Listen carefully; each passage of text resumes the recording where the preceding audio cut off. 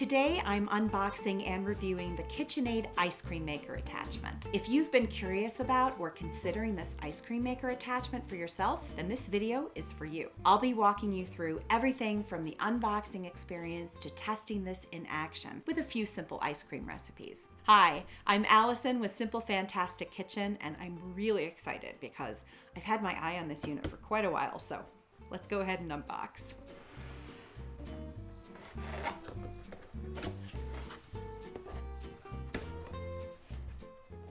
Okay, first we encounter some paperwork, including a manual and it looks like a quick start guide.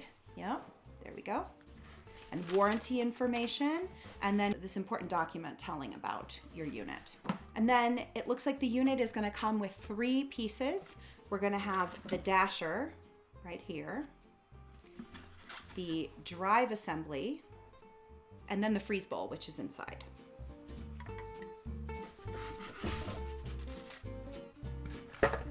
Here it is, and the freeze bowl.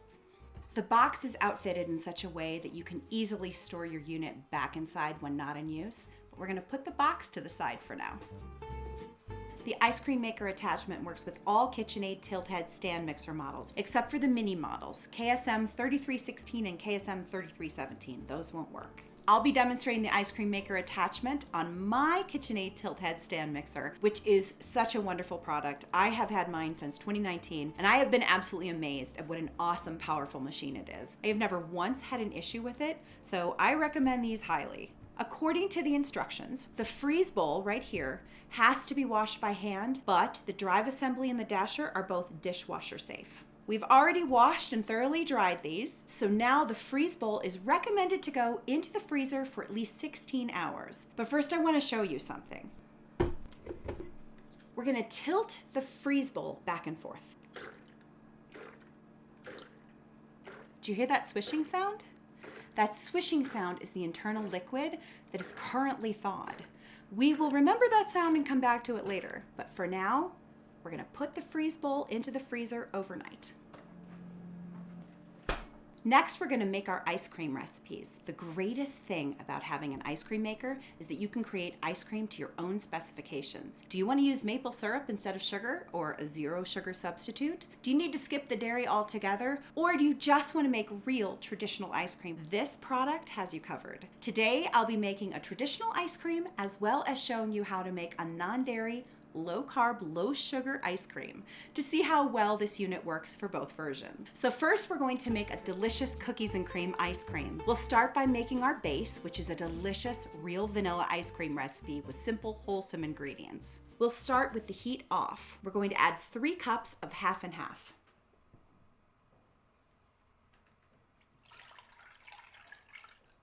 Two-thirds of a cup of granulated cane sugar, 2 teaspoons of vanilla extract, 1/8 of a teaspoon of sea salt, and as an optional addition, you can add a 1/4 teaspoon of xanthan gum, which is considered a natural stabilizer and helps prevent ice crystals from forming, and it's often used in organic food products. Then we'll turn the heat on to medium-low and we'll stir it often for about 5 minutes until the sugar dissolves and the mixture is warmed through.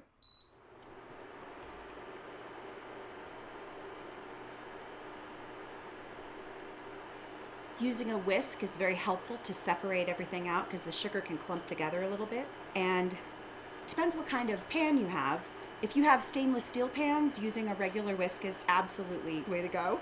But if you have a nonstick coating or anything that doesn't really handle metal well, these are fantastic. They're silicone coated whisks. They're awesome.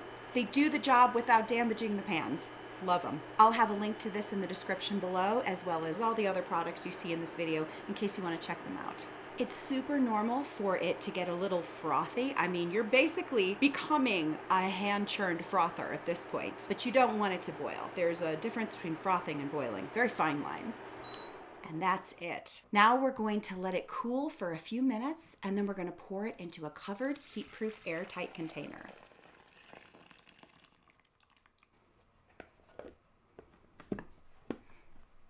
Now we're going to put it into the refrigerator to chill for at least 2 hours. It has to be fully chilled before ice cream can be made.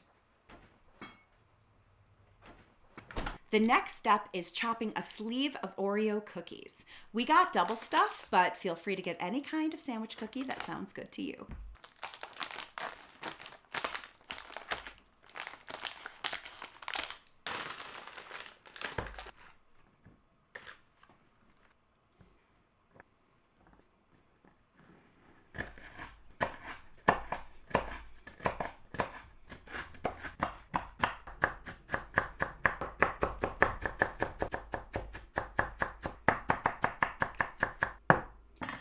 So essentially we have finely chopped or minced the Oreo cookies.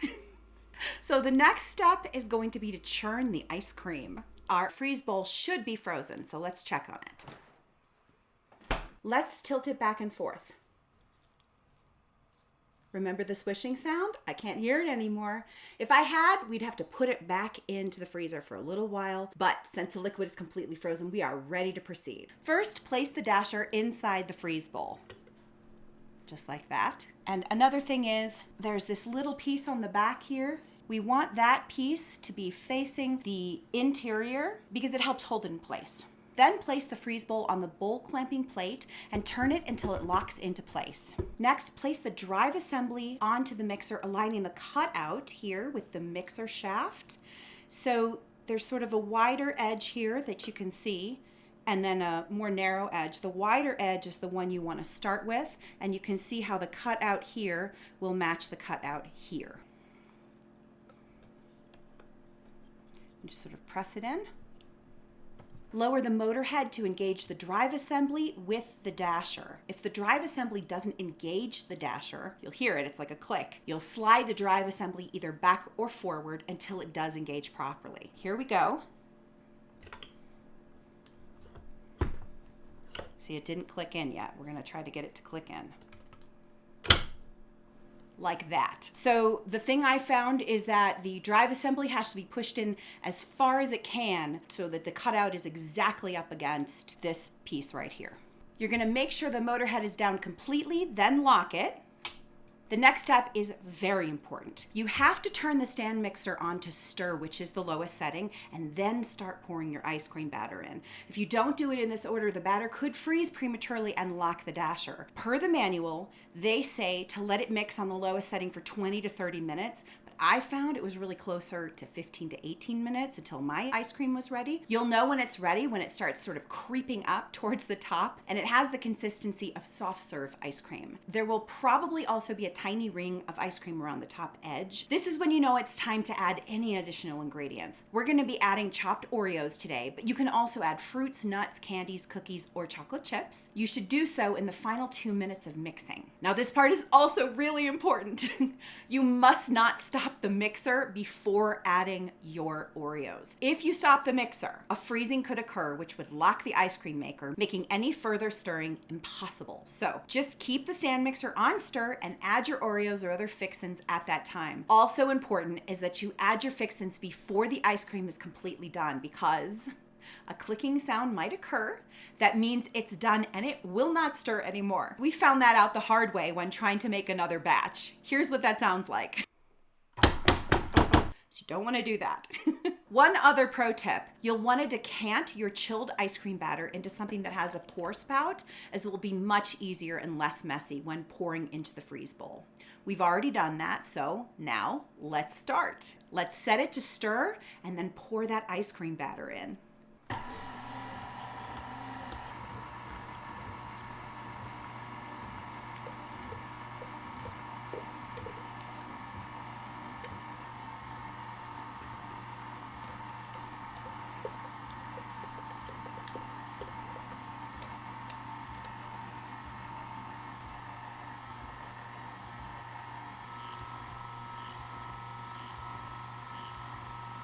So you can see here in the bowl, see how it's creeping up? Like it's literally on top of the dasher on one side, not the other side, but one side. That's what I mean by creeping up towards the top. I think the reason they might say 20 to 30 minutes, they want to give you a range because it depends what you're using. Real milk is probably going to churn in a different way than coconut cream or other non-dairy choices. Now can you see the ring around the top of the ice cream right there, right at the edge? You can see it. We're at about 13 minutes, but to me, it's time to start adding the Oreos. You're gonna do it a little bit at a time, okay, guys? And again, decant them into something that has a little pour spout on it. It's just easier to work with when it comes to this. Okay. Let that go just a little bit at a time. Woo! I didn't have that much control over that one, did I?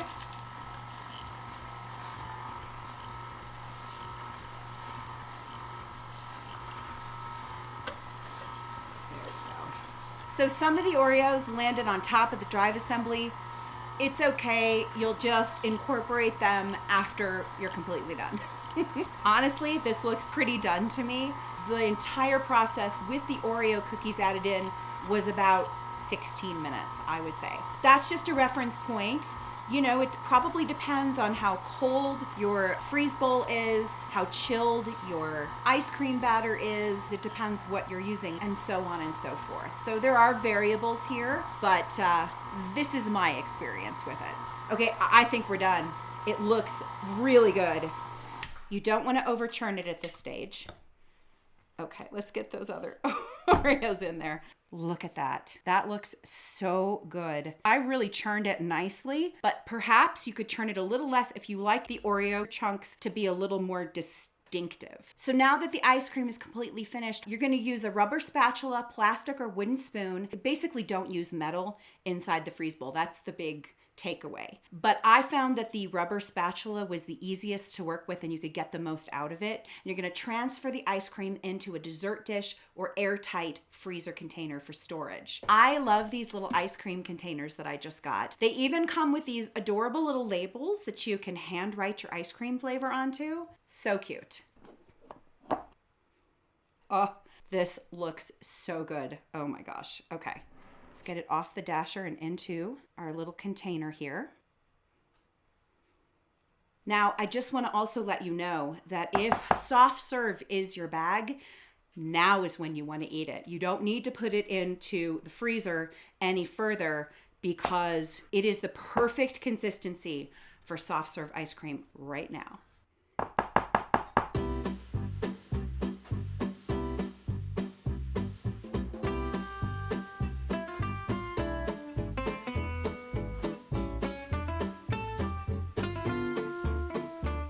This honestly could not look more beautiful. I'm gonna wipe the edges just a hair because, you know, we are gonna stick it in the freezer. And so you just wanna make sure that you don't have any ice cream on the edges.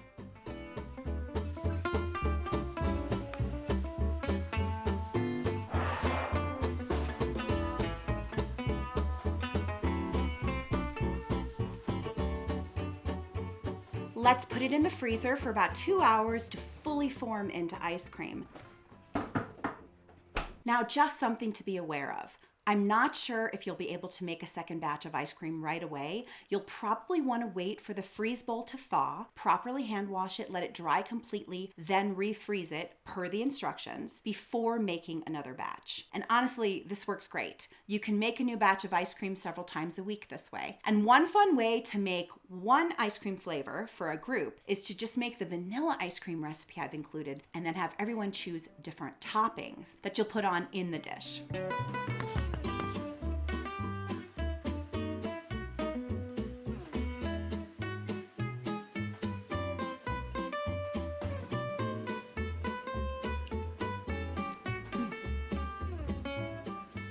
Okay. That is so amazing. I mean, this is so good. Oh my gosh. Wow. It's so good. And it tastes so much better than store-bought. It just tastes, I don't know, it just tastes wholesome to me.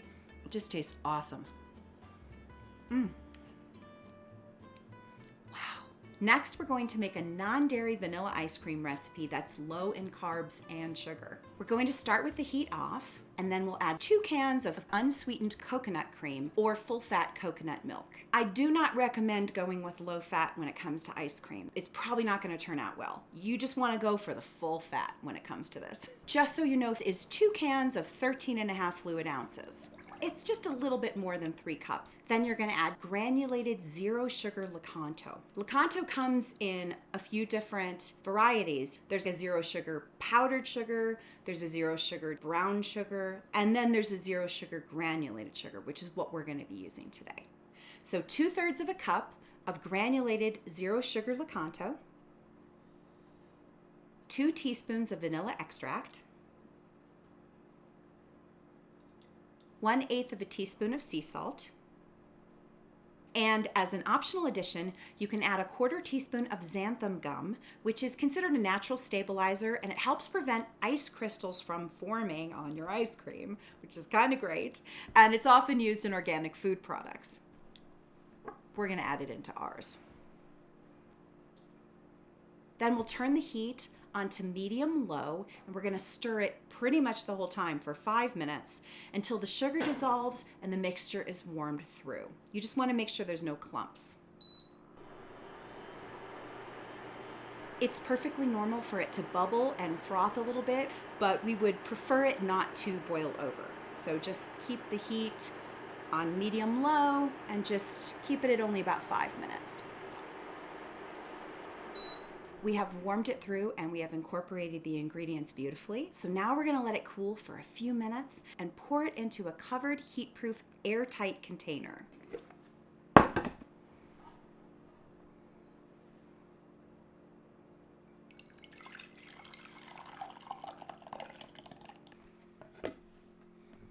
Then we're gonna put it in the refrigerator to chill for at least 2 hours because it has to be fully chilled before the ice cream can be made.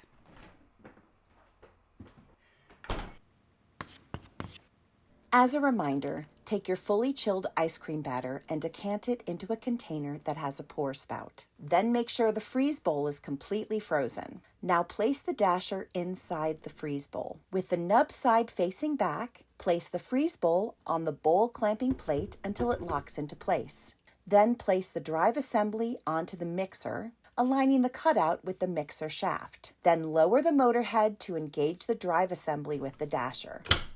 Now lock the stand mixer and turn it on the lowest speed and start pouring. For this recipe, we are going to add a topping only after we fully make the ice cream, so we will let it churn for closer to 18 to 20 minutes total.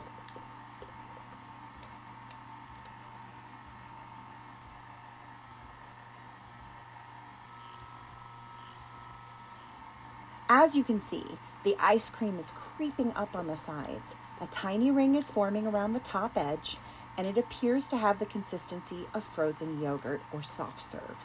So we know this batch is done churning. We're at about 20 minutes of churning on stir. I think we are ready. Let's turn it off. Oh, it looks so good. If you have it right now, it's more the consistency of a soft serve or a frozen yogurt, but it is absolutely delicious. And if that's the way you like to eat it, now is the time to eat it. Now, using a rubber spatula, plastic, or wooden spoon, transfer the ice cream into a dessert dish or airtight freezer container for storage.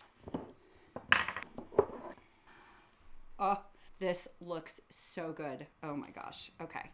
Let's get it off the dasher and into our little container here. Oh.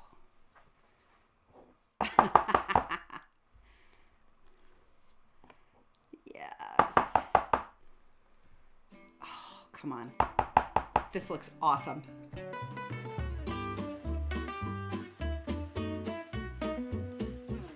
I'm finding that a rubber spatula works best.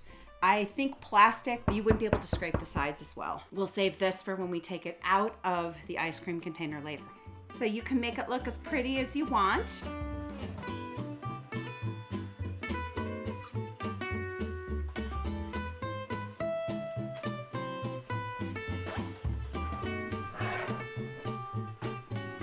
And we're ready to pop this into the freezer for a couple of hours, and then we'll be enjoying it.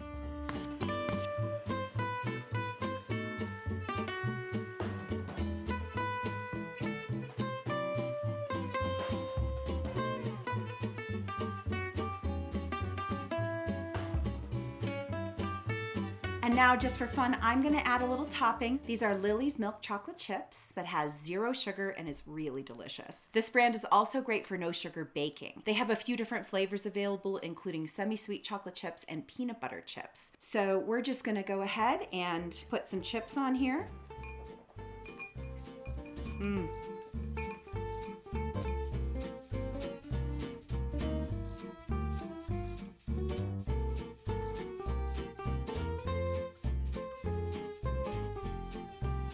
So how does the non-dairy ice cream taste? Let's give it a whirl.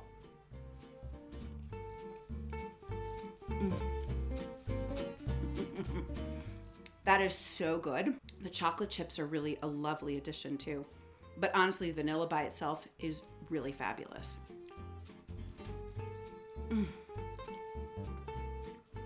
That is so good. That is absolutely delicious. And see, you can't get this at the grocery store, so it's a pretty fantastic thing.